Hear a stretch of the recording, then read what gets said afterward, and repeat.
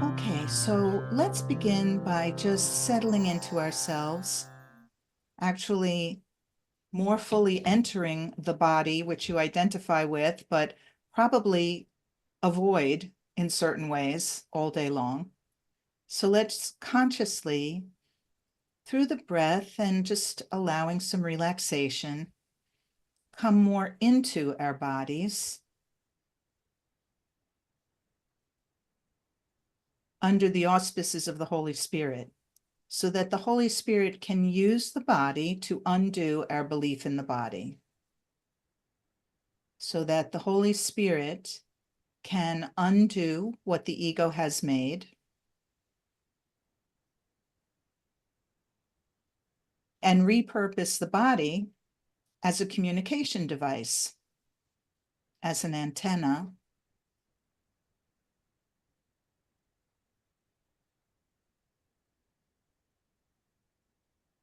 And then, without knowing how, let's just pretend that we're flipping a switch inside ourselves, and suddenly we're aware that we're lit from within. We're lit from within.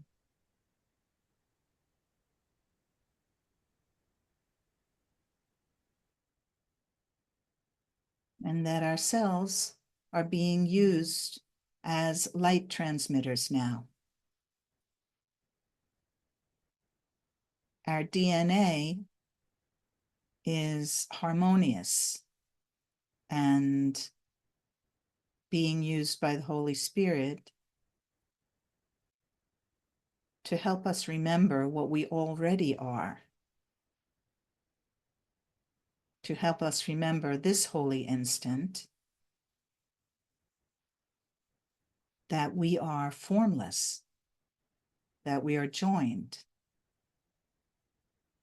that we are not what we have taken ourselves to be. We are the light that comes before sunlight.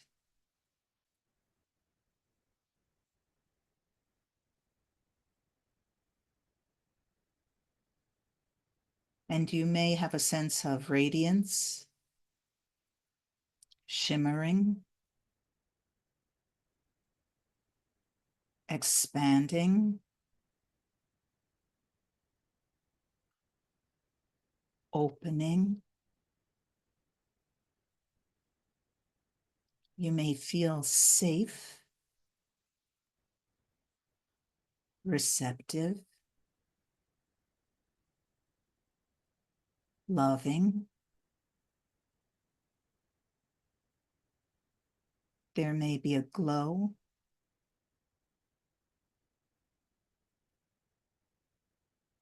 perhaps a warmth,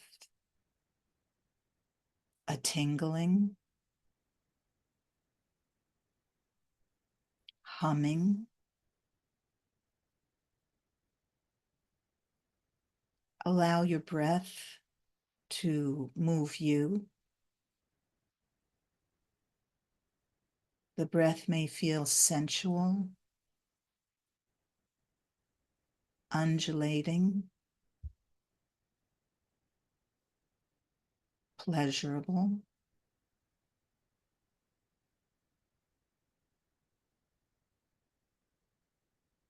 You may feel a sense of aliveness, childlikeness, innocence. I like how A Course in Miracles likens honesty, sincerity, innocence, and wholeness. There are different ways of referring to the same oneness that we are.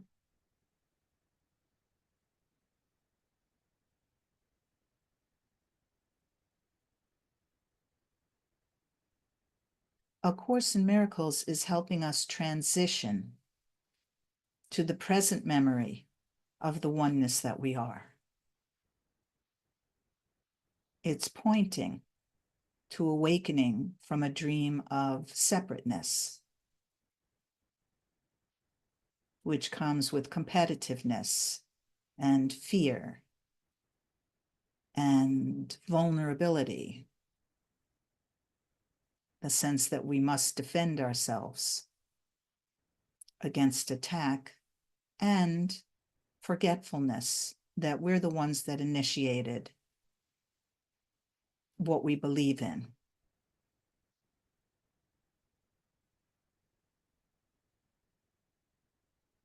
And so Jesus in A Course in Miracles is helping us become aware of what's been forgotten, of what we've been unconscious of, so that we can recognize what we've done and what we could call a problem,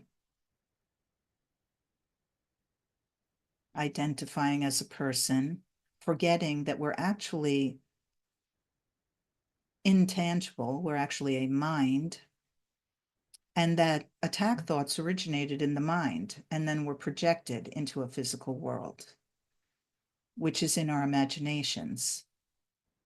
In our imaginations, we experience what feels very physical and what appears as out there. And the forgiveness practice in A Course in Miracles is a reeling in of the projection. It's withdrawing our belief in the projection of personhood and the world. And the miracle is moving us from the body back to the mind,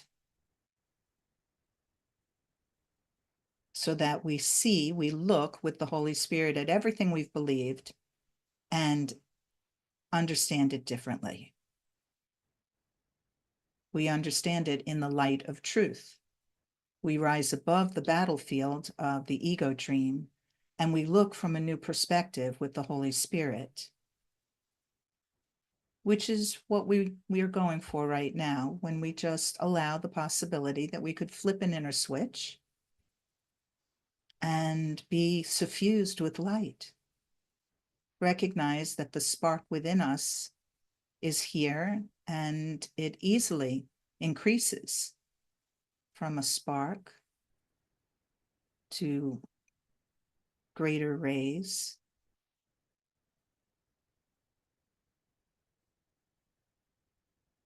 Within ourselves, and you could think of yourself as a great ray emanating from the great light, which we sometimes call God.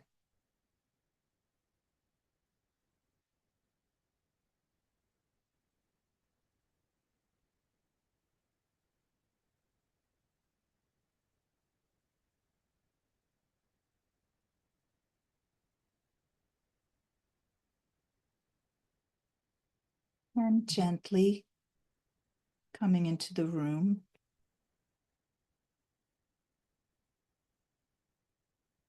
if you'd like to remain in the state that you're in, that's fine.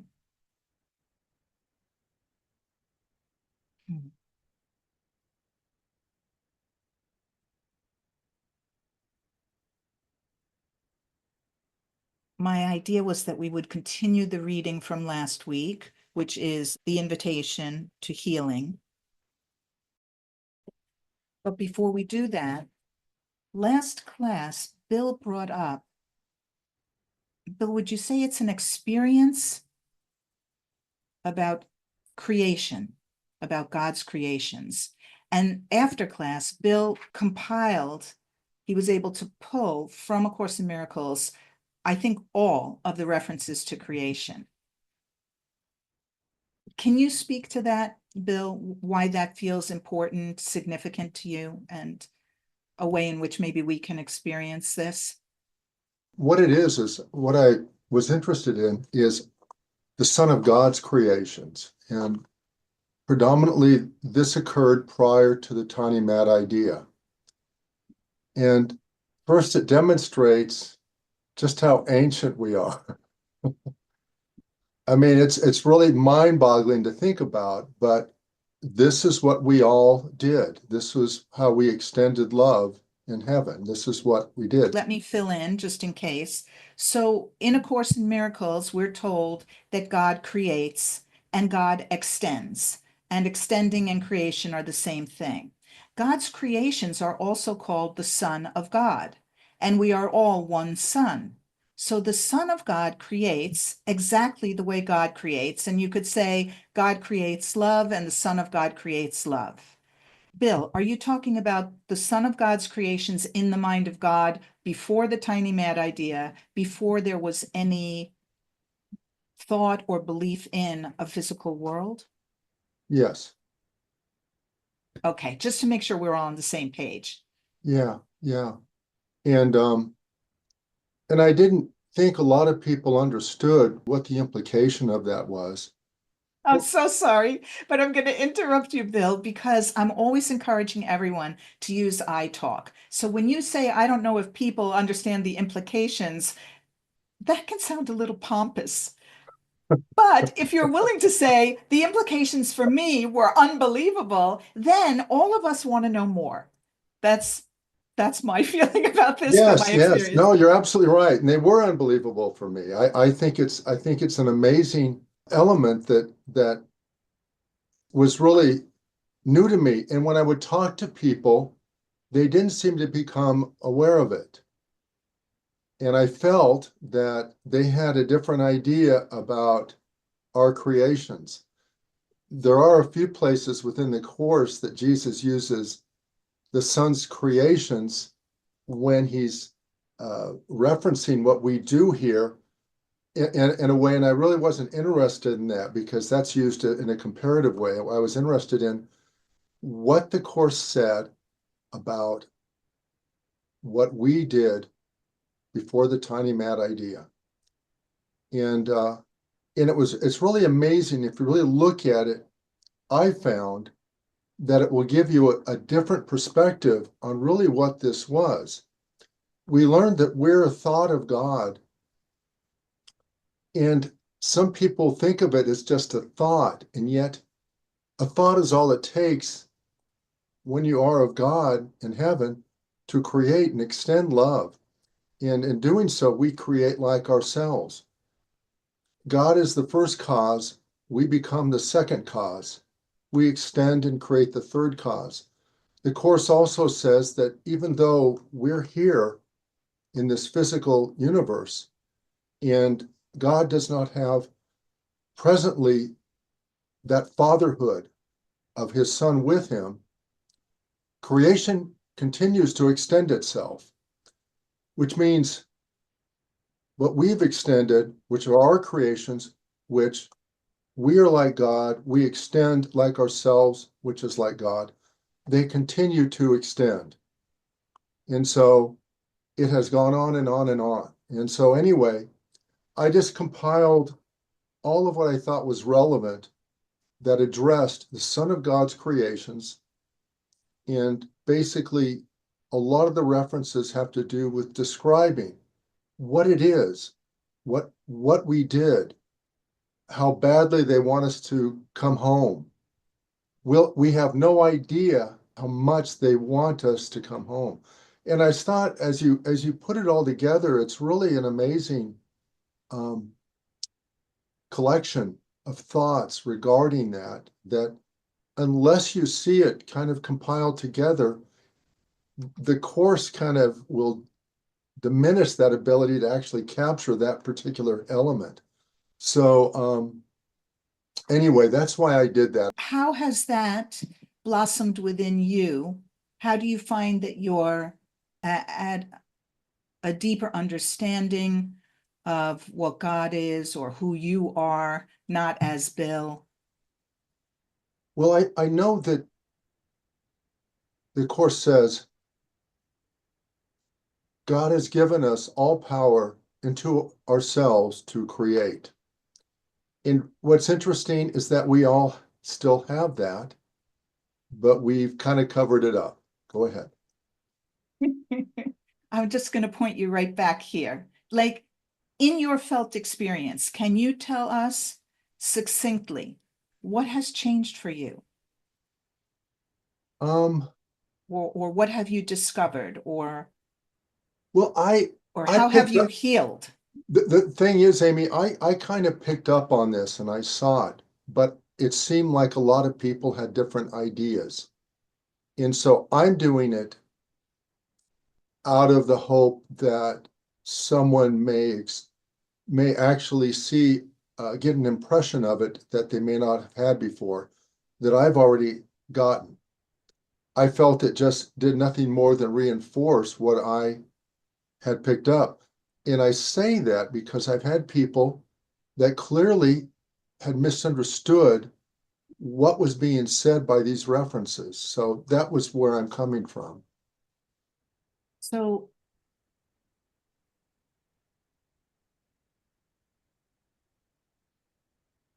is it that you're sharing an entry into a greater peace?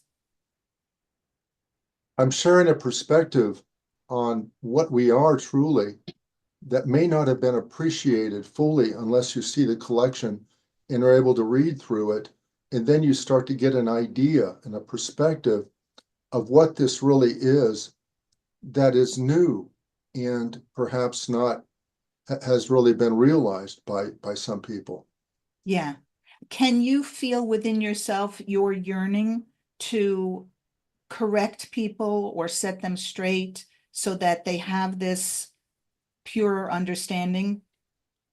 Well, I help people understand the course here, and I've worked with people, and there seems to be a lot of latitude sometimes about what the course says and means. So I'm just going to stop you right there. And I'm using you as a guinea pig. You're in the hot seat right now, Bill. That's okay. I don't care. Okay, great. That's great. Um, that shows in a good way some ego strength because there is something called healthy ego strength that is necessary to really be present to A Course in Miracles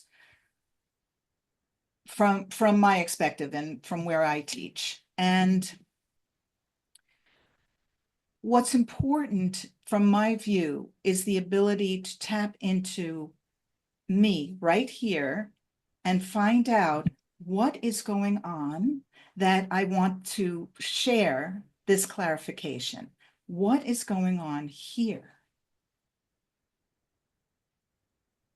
So I'm going to leave you with that. Just sit with that for a while and see if you can breathe through yourself, perhaps locate a place in the body that you're having a sensation. Maybe I'm naming an emotion for you. I'm saying there's a yearning. You might correct me on that, as you go inside. And I'm inviting all of us to be very honest because uh, you, Bill, or anybody could just as easily encounter, I have a yearning. And now that I'm looking at it and feeling into it, I'm noticing that I'm feeling angry. I'm feeling impatient. I'm not saying that you are, Bill. I'm just inviting us to be very honest with ourselves and go deeper and find out, how does the ego operate? How does the ego keep me engaged? If I have a yearning, I'm definitely following the ego as my teacher because God mind has no needs. God mind is equanimous, if that's a word. There's equanimity there. As God mind, we love. That is all we do. We love.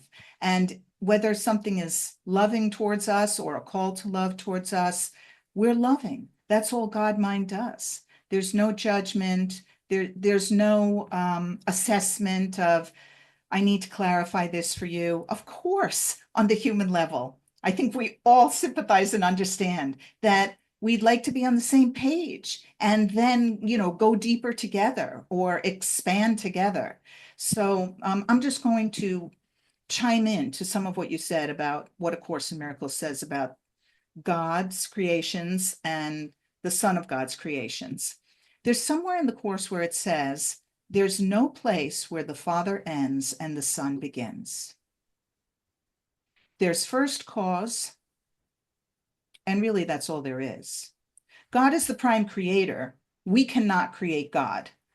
The sons of God are the same as God the moment that they're created. The only difference is that they cannot create God. They can create more creations, but there's no place where the Father ends and the Son begins. So it's a oneness joined as one. And of course, all words fall short, and words cannot begin to describe the truth of what we're trying to talk about, but they're useful and necessary just to communicate on this level.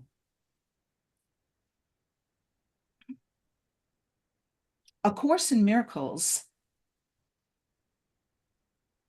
offers each of us an individualized curriculum. And that's what I'm inviting all of us into and you into, Bill. So for you, the creations, the idea of creations and the way you're understanding it, I would say is part of your individual curriculum. And it's very meaningful for you. And it's personal to you. Most of what's personal to each of us in our individualized curriculum is also universal because we're more the same than we're different. So, we may have our quirks and idiosyncrasies and the way that we do what we do and think the way we think. And ultimately, we start to go from specifics to generalizing, and we discover that we're the same more and more and more. Now, I'm a Ken Wapnick student, and much of the way that Ken has explained the course has resonated with me and felt true to me. And Ken points out that A Course in Miracles is really not about describing what God is or what God's love is, because in the introduction to the text, it says, the Course doesn't need to teach that. That will be revealed as our natural state as we remove the obstacles to the awareness of love's presence. We have all deliberately blocked God's love and then fallen into a state of forgetfulness about that. So first, we have to become aware that we've done that. And it's an odd state at the beginning to become aware of something that we don't remember. So then we have to operate on some degree of trust. Some people would call that faith. I like the word trust, and in the manual, he talks about the development of trust. And there's a whole section where he talks about selective remembering, and we've forgotten what we need to remember, and we remember what we ought to forget, and we have selective remembering. And I always get a big kick out of that passage. So what is meaningful for one of us may not resonate with another, either because we're not there yet, or because it's just not our way in. Like I've been inviting us in through the breath, but today I've sort of been caught up in a nice contagion of people reporting to me their experience of the light. And I've been getting that from Guruji Ma, and it's a very ancient universal entry into spirit is the light. But how do we encounter the light? By becoming aware of the darkness that we've ensconced ourselves in deliberately, and then inviting the Holy Spirit through our willingness to show us another way. But Ken Wapnick says, and I really like this, mostly what we're doing is becoming aware that we've wrapped ourselves in darkness, and that darkness, which has turned into a brick wall, is actually just like wispy clouds if we're willing to change our minds and ask for help.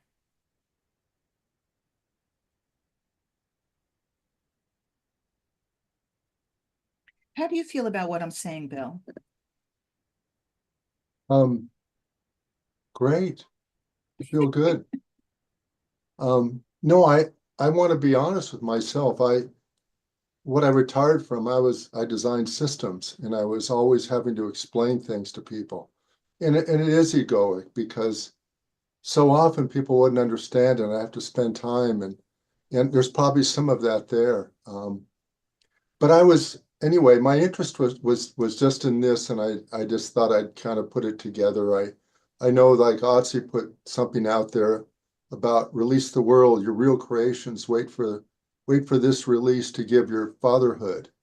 Um, and I know that that's one of them that is in there, and it talks about our own fatherhood that we're missing from not being home, just as God is missing his fatherhood.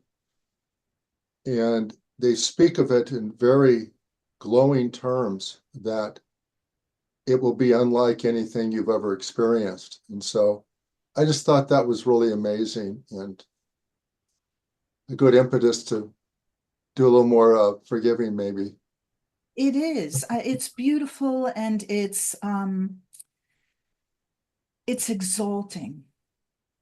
It's exalting. It's beautiful. And I don't mean to rain on your parade. And I also really want everyone to get a better sense of how we avoid ourselves. So you said something interesting right now, which is that in your work, people often didn't understand, and you'd have to explain it to them over and over. And you might find, if you go deeper within yourself, that there's a theme. A psychological theme might be, nobody understands me. I have to work so hard, and still nobody understands me. And to see what happens there. Some emotion may come up, and then some releases may come up, especially if you say, Holy Spirit, I've just encountered this deeper truth, and I want to look at it with you.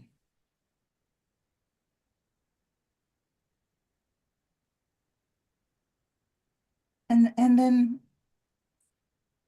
there's a beautiful pause. I feel it right now, just an openness.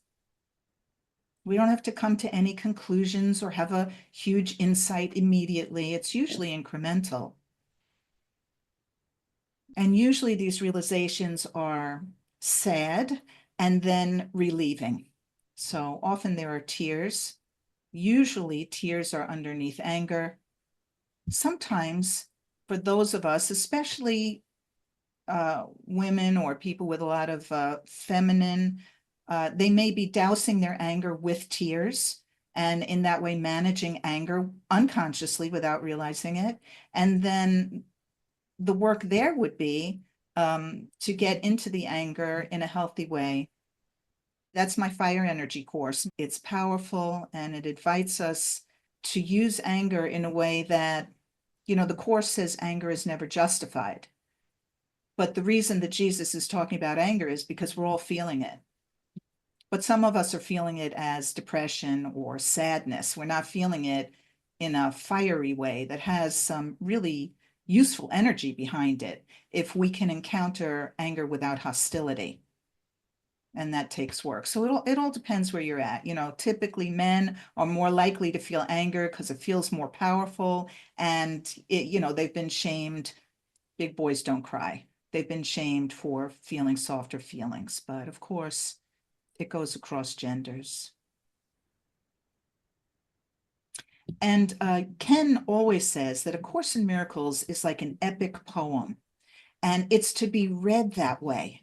So it changes, it'll talk about the face of innocence from the ego point of view mostly, but then occasionally it'll talk about the face of innocence from a Holy Spirit point of view. And that goes for God missing us for sure, and for our creations missing us, and God's loneliness. For me, that always feels very comforting and inviting and loving, to feel that I'm loved, even to this day, it's beautiful and welcome, and I can luxuriate in it, and I can, be the cat and purr. And also I'll notice at times I feel embarrassed. I feel embarrassed if somebody shows me love. Not always, but I'm not going to indulge that feeling and make a big deal of it, but I'm also not going to ignore it and pretend it's not there. In 12-step, I've heard the antidote to shame is exposure.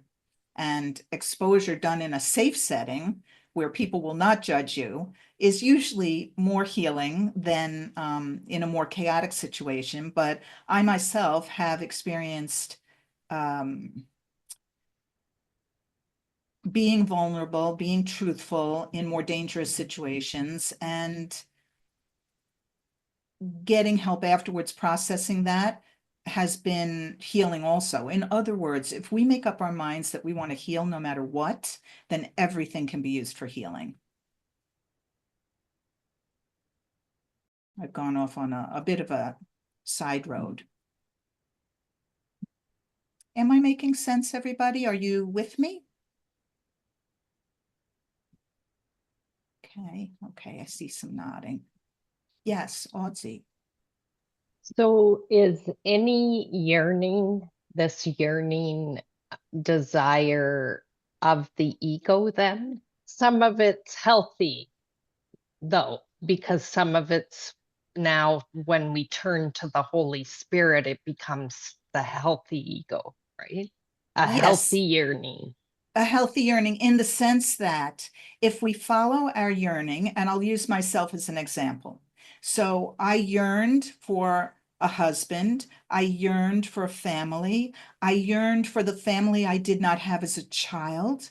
I yearned for my relationship to be a mutual admiration society. I yearned to be a role model for others in that relationship. And all of that felt right to me. And none of that happened. And that was devastating. So when my relationships didn't work out, when my marriages didn't work out, when I did not have children, that yearning became what we might call a feeling of devastation. And it got deeper and deeper. But actually, I was contacting the deeper and deeper yearning that had always been there, but was made to look reasonable because that's what we want in the world. And then I felt forced to seek other avenues for comfort, and those were spiritual teachers. And eventually I found out that the deepest yearning always is our yearning for God. It's always our yearning to go home with a capital H at the bottom of everything.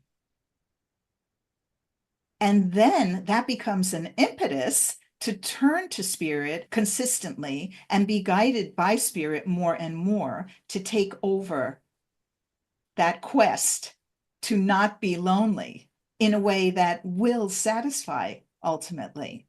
And there's a beautiful quote by Hafiz. We are like lutes once held by the beloved. Being away from his divine body fully explains all yearning. We are like lutes once held by the beloved. Being away from his divine body fully explains all yearning.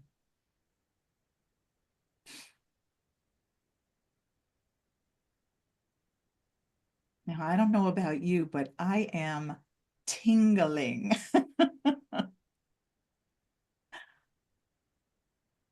If we let ourselves be sponges, we become less dense, less flesh and blood, and more porous, more energetic and vibrational.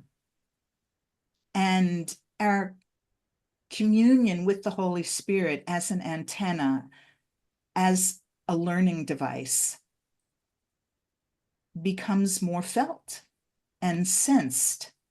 You may be more visual, you may see auras, you may have visions, you may be somebody with a rich dream life. You might be more kinesthetic with me. I feel things. I feel myself moved.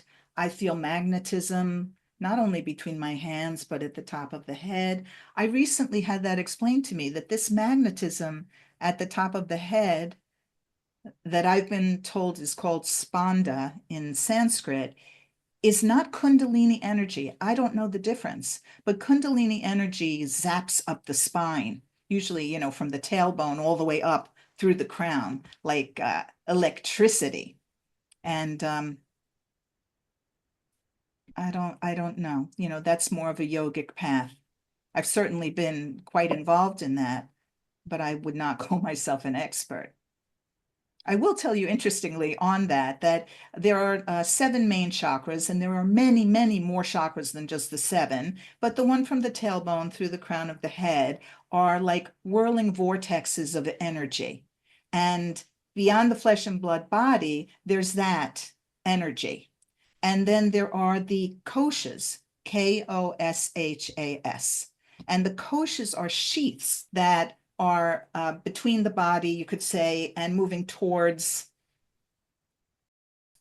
spirit, moving towards the ineffable, what is beyond words. And there's 5 koshas. I don't remember all of them, but one of them is like the meat body. It needs survival, it needs food, and the next one might be the emotional body. And then there's a mental body, which is more, I think, an intellectual thinking body. And going back to what Bill said before, thought in God mind is not in language, it's not in words, it's not verbal, it's not thinking the way the ego tells us thinking is. When A Course in Miracles uses thought with a capital T, it's talking about something beyond our comprehension. And many near-death experiencers these days, if you go to YouTube, there's slews of them, talk about how the moment they leave the body and they're in that other dimension, that there's no talking. Everything is communicated by thought. And that's not God thought. God thought is beyond a word kind of communication that's now telepathic, but it's still in language. So there's all of that. So I'm not going to go too far into chakras and koshas, but yearning has led me there because it opened up worlds for me. You can just listen to Eckhart Tolle, who at this point is kind of mainstream. And he talks about other dimensions all the time. How do we get to other dimensions? I would say letting go of judgment, A Course in Miracles style, starts to really relax and open the mind to other ways of understanding. And many people talk about getting downloads during meditation. And then they have a greater understanding of all sorts of esoteric information, spiritual information that is useful if it's useful. And it's unnecessary if it's not part of our awakening curriculum. But yes, Otzi, I would say that yearning is always a sign of a sense of loss. And a sense of loss is always ego generated.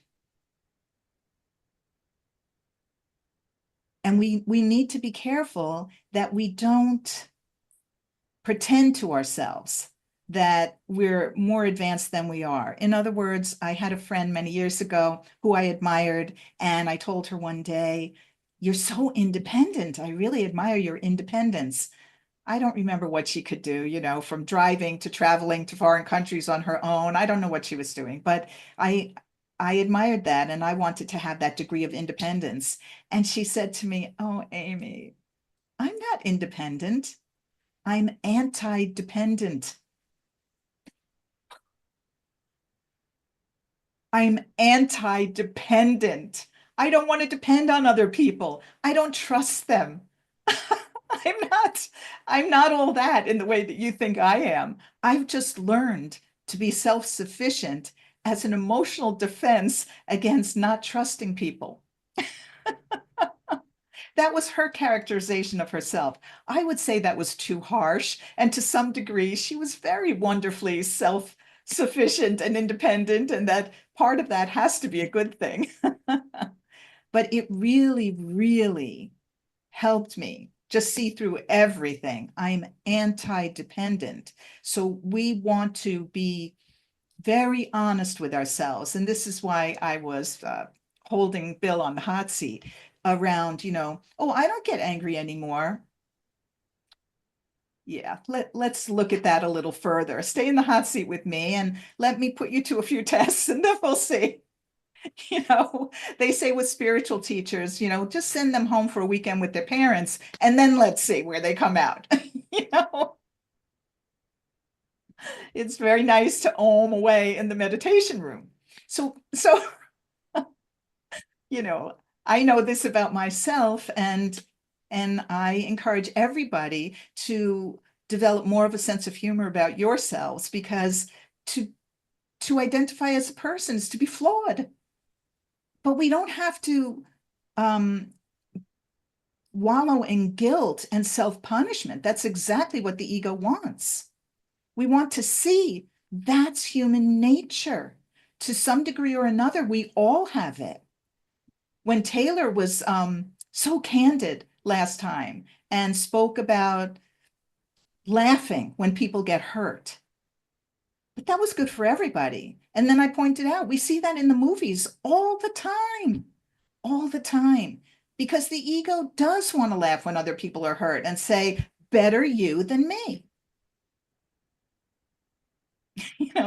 Don't make me get down into my heart and feel for you. If I start doing that, I'm just going to be a puddle on the floor. I won't be functional anymore if I'm just having compassion for everybody.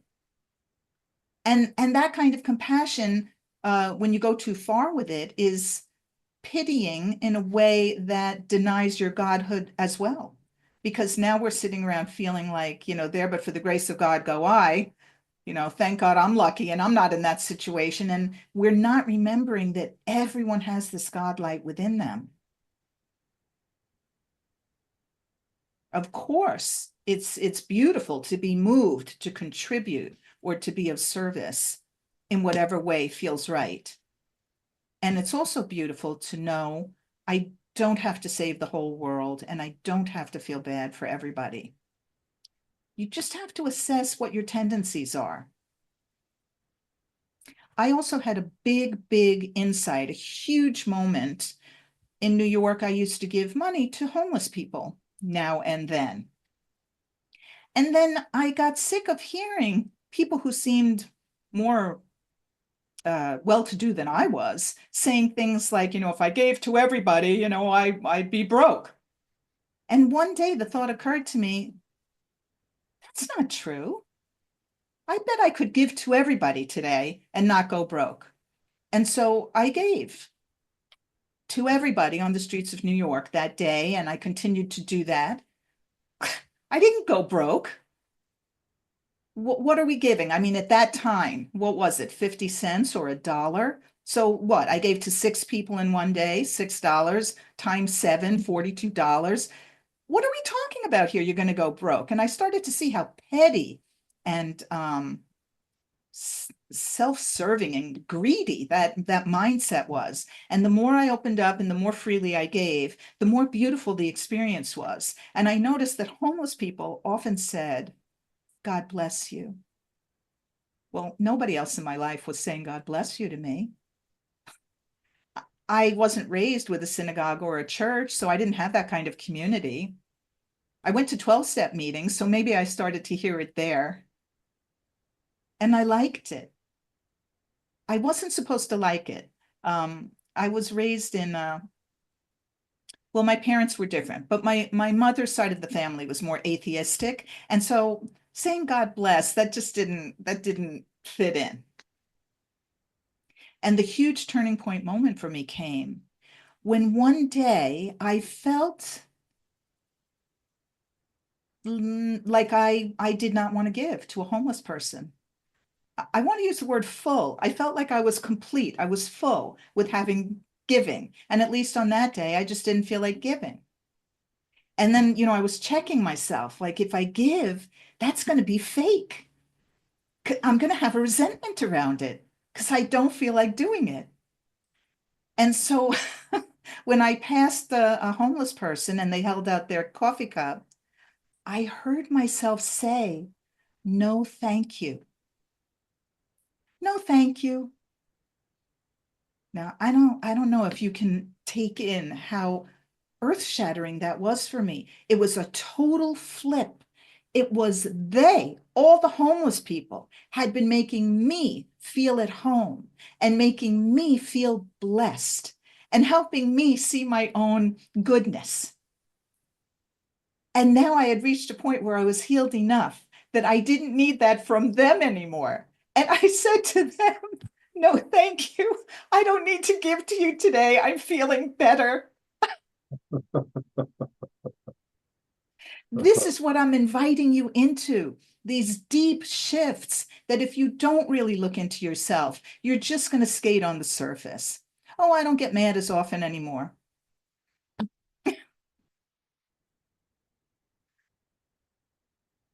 We need to go deeper, sink down and inward.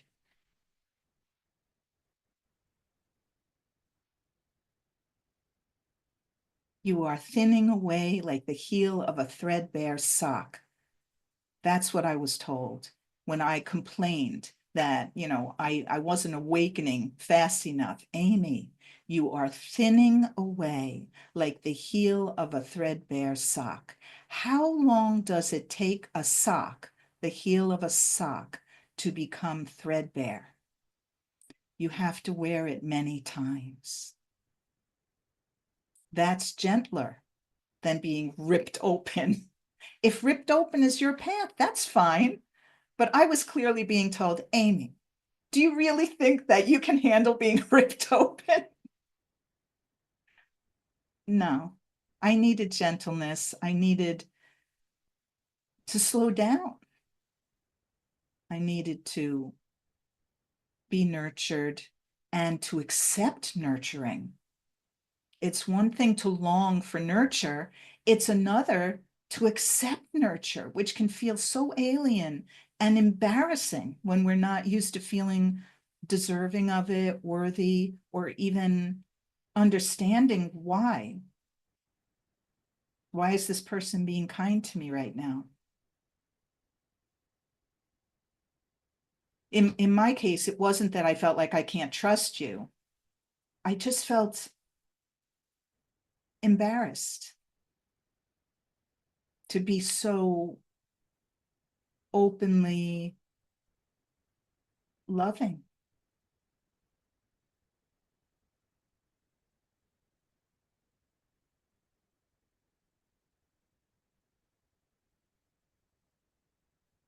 Let's open the book.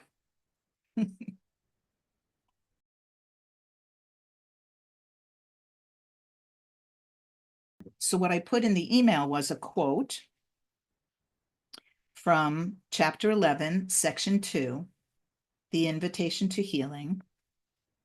And the quote is, "The invitation must come from you, for you have surely learned that whom you invite as your guest will abide with you. The invitation must come from you, for you have surely learned that whom you invite as your guest will abide with you." So this kind of took me by surprise because for some reason I'm expecting that the invitation to healing is the Holy Spirit inviting me to heal. No, we have to invite the Holy Spirit to be our teacher. We're doing the inviting. And whoever we invite, ego or Holy Spirit, is going to be our guest and is going to abide with us. And Jesus, all through the course, is pointing out, he's tapping us on the shoulder and saying, you don't realize that your guest is really should be an unwelcome guest. I mean, how's it going with this guest of yours? So that's the tiny willingness, is the invitation to choose again. Yes, Alma. When you said that, immediately I went to the place where my older daughter would always say to me, God is calling you. No, she's Jehovah's Witness, and she would say, Jehovah is calling you, Jehovah is calling you. Because for years she's been trying to get me to join with her in her witnessing, her Jehovah's Witness organization. And she would always, from time to time, said, see, Jehovah is calling you. So what you just said confirmed for me the rightness of where I am, because I never would bend to that, which means I was understanding that I have to be the one. And I thank you for saying that. Glad I heard that today. I thank you for selling this back to me because again, I'm getting, goosebumps all over. It's a huge shift to realize we're doing the inviting and it's confirmation for you. Yes, thank you. We had read together and really broken out about 4 paragraphs here, but of course we have to start over. How can we pick up in the middle? So we're going to section 2. And everybody who's not reading, just lean back and absorb. Don't even try to understand the words. Just see if you can be absorbent to the light language behind Jesus that's underneath the words. And readers, read nice and slowly.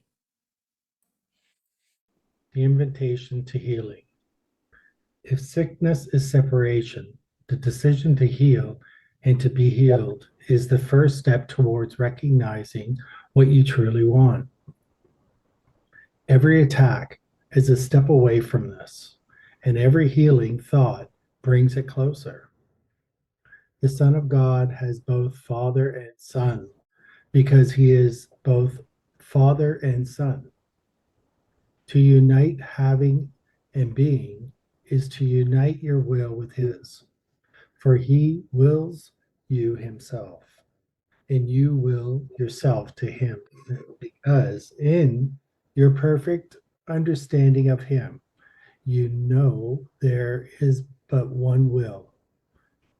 Yet you attack any part of God and his kingdom, and your understanding is not perfect, and what you really want is therefore lost to you. Healing thus becomes a lesson in understanding, and the more you practice it, the better teacher and learner you become. If you have denied truth, what better witnesses to its reality could you have than those who have been healed by it? But be sure to count yourself among them, for in your willingness to join them is your healing accomplished. Every miracle that you accomplish speaks to you of the fatherhood of God. Every healing thought that you accept, either from your brother or in your own mind, teaches you that you are God's son. In every hurtful thought you hold, wherever you perceive it, lies the denial of God's fatherhood and of your sonship. And denial is as total as love. You cannot deny part of yourself because the rest will seem to be separate and therefore without meaning. And being without meaning to you, you will not understand it. To deny meaning is to fail to understand. You can heal only yourself, for only God's Son needs healing. You need it because you do not understand yourself, and therefore know not what you do. Having forgotten your will, you do not know what you really want. Healing is a sign that you want to make whole. And this willingness opens your ears to the voice of the Holy Spirit, whose message is wholeness. He will enable you to go far beyond the healing you would undertake. For beside your small willingness to make whole, he will lay his own complete will and make yours whole. What can the Son of God not accomplish with the fatherhood of God in him? And yet the invitation must come from you. For you have surely learned that whom you invite as your guest will abide with you. The Holy Spirit cannot speak to an unwelcoming host because he will not be heard. The eternal guest remains, but his voice grows faint in alien company. He needs your protection only because your care is a sign that you want him. Think like him ever so slightly, and the little spark becomes a blazing light that fills your mind so that he becomes your only guest. Whenever you ask the ego to enter, you lessen his welcome. He will remain, but you have allied yourself against him. Whatever journey you choose to take, he will go with you, waiting. You can safely trust his patience, for he cannot leave a part of God. Yet you need far more than patience. You will never rest until you know your function and fulfill it. For only in this can your will and your Father's be wholly joined. To have him is to be like him, and he has given himself to you. You who have God must be as God, for his function became yours with his gift. Invite this knowledge back into your mind and let nothing that obscures it enter. The guest whom God sent you will teach you how to do this. If you will recognize the little spark that are willing to let it grow. Your willingness need not be perfect because his is. If you will merely offer him a little place, he will lighten it so much that you will gladly let it be increased. And by this increase, you will begin to remember creation. Would you be hostage to the ego or host to God? You will accept only whom you invite. You are free to determine who shall be your guest and how long he shall remain with you. Yet, this is not real freedom, for it still depends on how you see it. The Holy Spirit is there, although he cannot help you without your invitation. And the ego is nothing, whether you invite it or not. Real freedom depends on welcoming reality and of your guests only. The Holy Spirit is real. Know then who abides with you merely by recognizing what is there already, and do not be satisfied with imaginary comforters, for the comforter of God is in you. It felt so good. I really love when you guys read. Okay, now I am going to dare to pick up at paragraph 4. Healing is a sign that you want to make whole. We've reached a point where doing everything on our own, an isolationist policy, is not working. And this willingness to heal, to want to make whole, opens our ears to the voice of the Holy Spirit. And that's why we gather here, to support each other in hearing the voice of the Holy Spirit. And it doesn't have to be literally hearing a voice, although some people do. Like I said before, it could be a visual thing, a kinesthetic thing, feeling. My senses are involved. My nose is very attuned to everything, and I get a lot of upliftment from aromas. Healing is a sign that you want to make whole, and this willingness opens your ears to the voice of the Holy Spirit, whose message is wholeness. The Holy Spirit will enable you to go far beyond the healing you would undertake.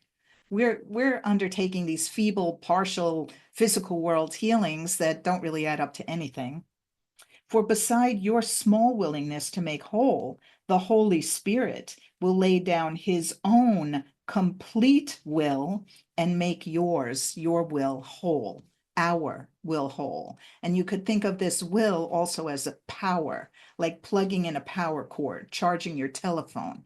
Now we're being charged by the Holy Spirit because we invited the Holy Spirit to charge us. What can the Son of God not accomplish with the fatherhood of God in him? So that's us. When we're connecting with the voice for God, we are connecting through the Holy Spirit with God. Why doesn't God connect with us directly? Because we're dreaming. We're not really away from God. God doesn't have to reach out and find us. We're at home with God, but we're delusional and we think we're not. It's like Dorothy in The Wizard of Oz. She goes to the land of Oz, but she's sleeping at home in Kansas in her bed the whole time.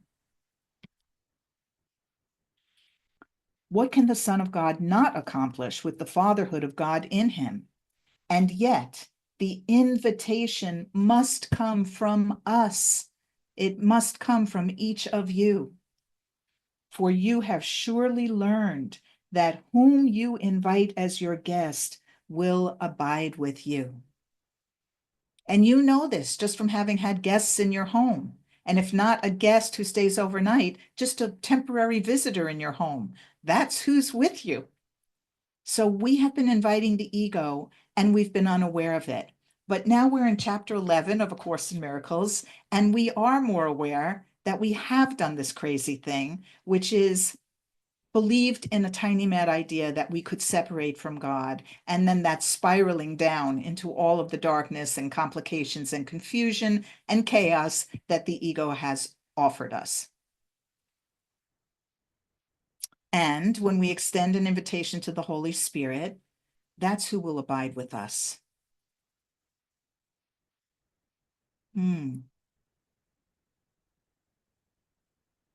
Yeah, that reminds me of a quote. Enter all, beloved, for in this abode there is naught but my yearning for you.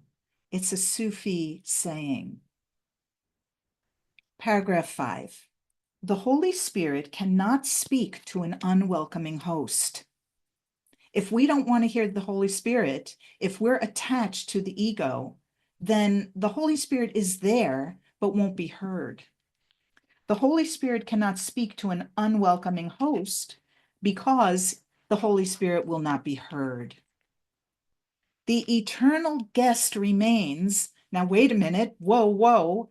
Eternal guest? So this Holy Spirit is always with us, never goes anywhere.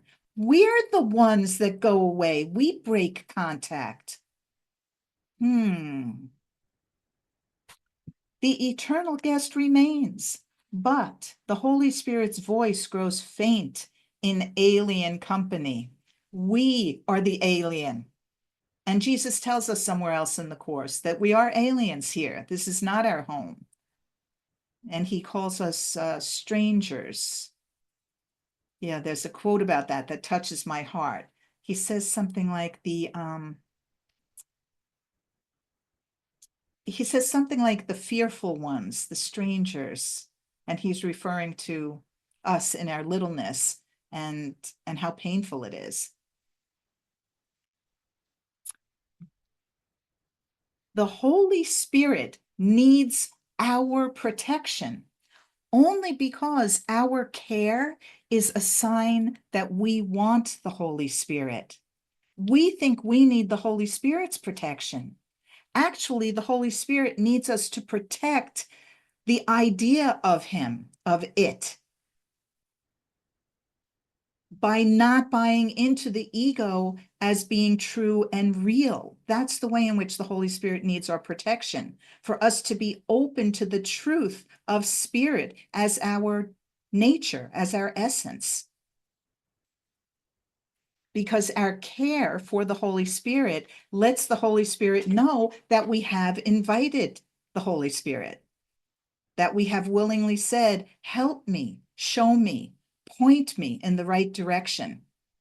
Teach me by having me unlearn what I have taught myself as an ego, which you're telling me I've been poorly taught. In the mind of God, there's no teaching and there's no learning. There's just being and creating and extending. Love, light, life. That's it.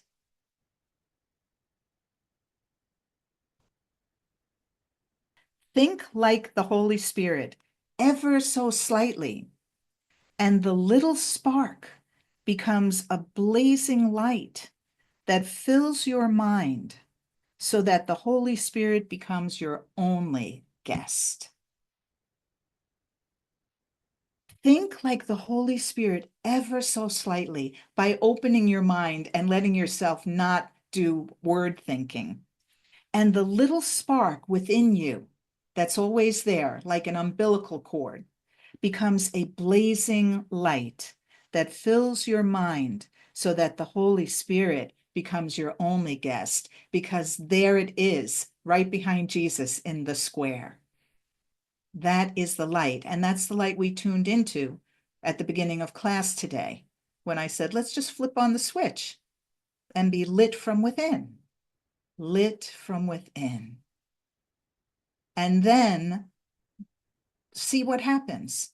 There can be a sense of being encompassed in light and suffused with light and surrounded by light and being the light itself. And that experience will last as long as we can tolerate. And our ability to tolerate the light grows as we receive confirmations and our understanding increases and becomes more of a felt experience and embodiment, where the body is now used as a receiver and a transmitter of light. Whenever you ask the ego to enter, you lessen the Holy Spirit's welcome. Well, we don't want to do that anymore. But we didn't fully realize that we were doing that. Whenever you ask the ego to enter, you lessen the Holy Spirit's welcome. We kind of turn our back on our guest.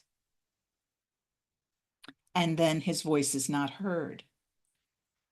The Holy Spirit will remain, but you have allied yourself with the ego against the Holy Spirit. Whatever journey you choose to take, the Holy Spirit will go with you, waiting. So we're never alone. This is incredibly good news. And if we can start to trust this and really take in, the Holy Spirit is always with me. My true nature is embedded in what I think is me, but actually I'm embedded in it. That's when these shifts in perception really start to occur. You can safely trust the Holy Spirit's patience, for the Holy Spirit cannot leave a part of God. There are no parts of God. There's just the oneness joined as one. There's just wholeness. Yet you need far more than patience.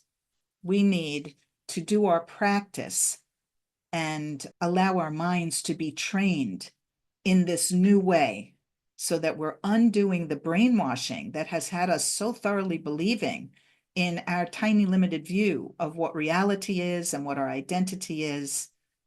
And so it's not just patience on our part. We need to actively engage in doing the practices offered in A Course in Miracles. And whatever your spiritual path is, the Course says it'll save us some time. But, all spiritual paths ultimately lead to the same essence of what we are, to the light. You will never rest until you know your function and fulfill it. For only in this can your will and your Father's will be wholly joined. And our function is just to beam. It's to just be what we are. Ultimately, that's our function. So you could say one of the lessons is happiness is our function as the light of the world. Our function is to start to recognize what we already are, that we are the light of the world. And therefore we are happy. Wow, I didn't know I was that happy. Then you find it.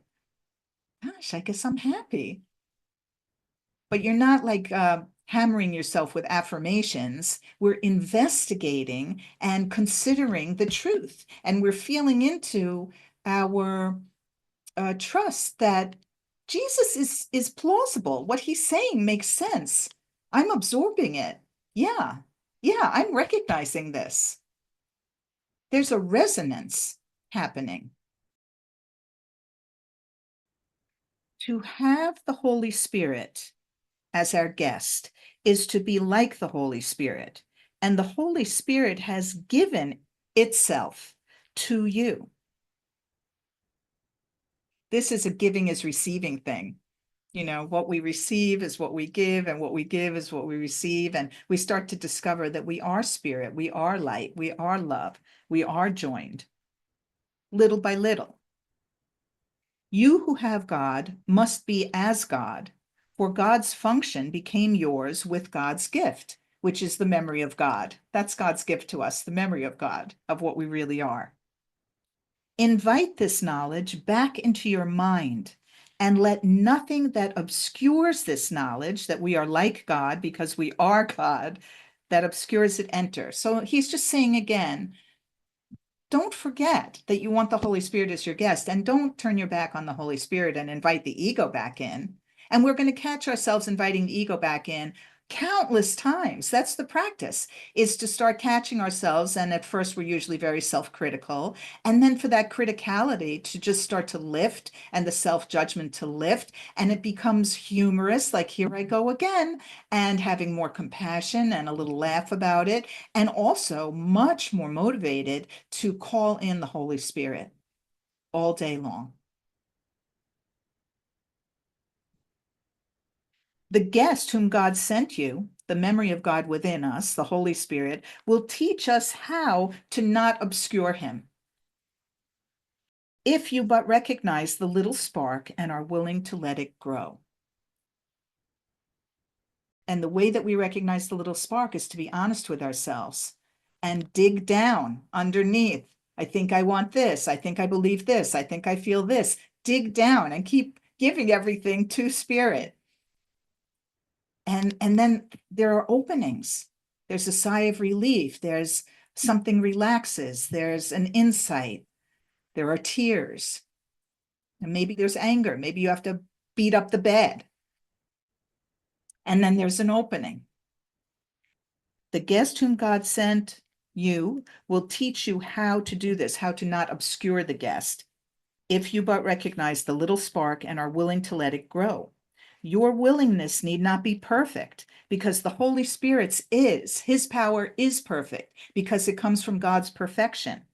If you will merely offer the Holy Spirit a little place, the Holy Spirit will lighten you, that little place, so much that you will gladly let it be increased. You will let that little spark within you be increased. And by this increase, you will begin to remember creation. And that's where Bill is, really having an experience of deepening around creation and appreciation and a desire to share. And a desire to share, I would say, is different than a yearning. And that's for each of us to discern for ourselves. But we need to articulate that to ourselves to be clear. Am I just overflowing with goodwill and I want to share it? Or do I have an agenda where I need to correct? For instance, or I just need to inform. I just need to inform. I have to do it, and just find out more about that. Is it coming from generosity, or is it coming from some kind of need? And if it's a need, just hand it over to the Holy Spirit and go deeper. This is the work for all of us. Would you be hostage to the ego or host to God? If we invite the ego to do the healing, we have made ourselves hostages to the ego. Our guest is our kidnapper. Or similar to the Stockholm syndrome, where, we're kidnapped and then we bond to our captor. But there's another way. There's a better way. Host to God, inviting the Holy Spirit in.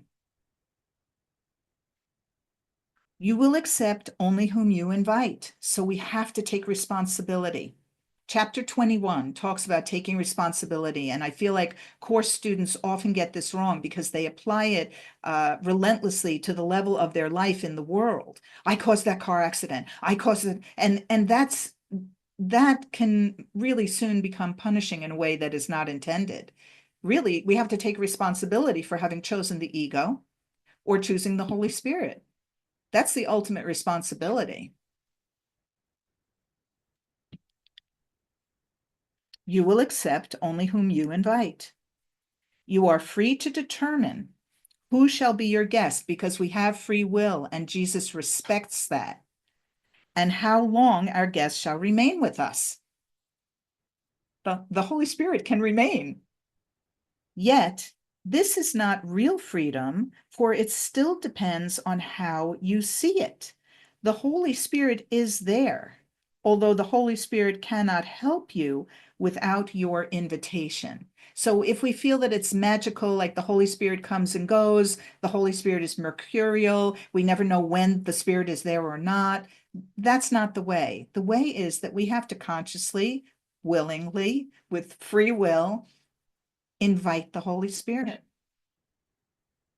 And it doesn't have to be perfect. Holy Spirit, I don't know that I could commit 100% to you, but I am getting it that you are the better way. That's it.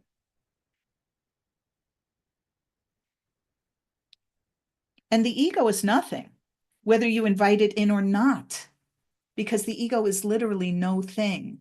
The ego is an idea. It is a thought.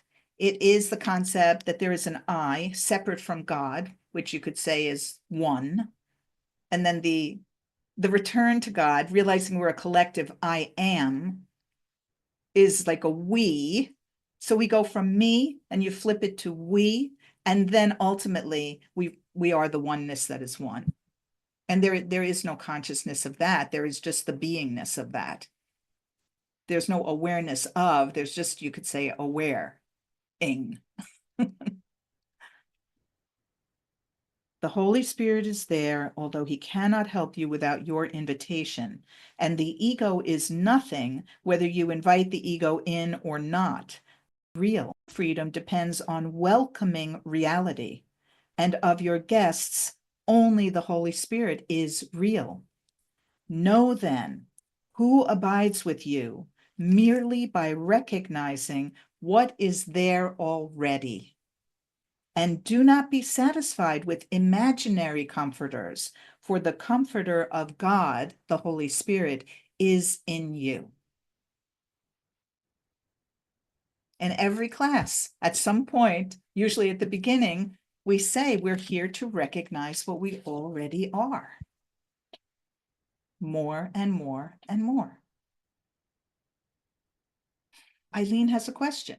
If I keep inviting the Holy Spirit all day long, will this lessen the break in contact with the Holy Spirit? Yes, Eileen, that's exactly what's happening, is that if you think of the mind as split, like as if you had a split on the palm of your hand, that what's happening is a healing of that split. And part of inviting the Holy Spirit is realizing that you're choosing not to choose the ego. Or to put it another way, you stop saying no to God. So it's important as a course student to realize that choosing the Holy Spirit involves stopping saying no to God, not choosing the ego. When we don't choose the ego and it does disappear, just like that, ultimately, all that's there is the Holy Spirit. And when we choose the Holy Spirit, we have to be willing to stick around and observe and learn with the Holy Spirit what we've been doing so that we lose our taste for it little by little. And we get hip to the way we've been fooling ourselves. So we can't just dump our feelings on the Holy Spirit's door and run away, which is something I discovered about myself a couple of years ago. And I tell the kitten story. Does the ego ever disappear? Yes, it's just a thought that is no longer thought. Absolutely. Ego is it's identifying as a localized Eileen in Eileen's body, in Eileen's world, with Eileen's family. It's just a very limited version of the light that you always are. So as we turn to the light, it shines away the darkness, which is the only thing that keeps the ego seeming to be something. And it's a process on the horizontal plane of time, past, present, and future. It's a process of shining away the darkness, because if it happened too suddenly, it would be too frightening. And so we would then recoil from the light. Just like, sunlight streaming into a room that's been darkened is painful. We'd cover our eyes. So it's a process. I'm new to this, but thank you. I'm learning. Thank you. It's nice to have you here. Thank you so much. Thank you, everybody. Giving you a big hug. Mwah.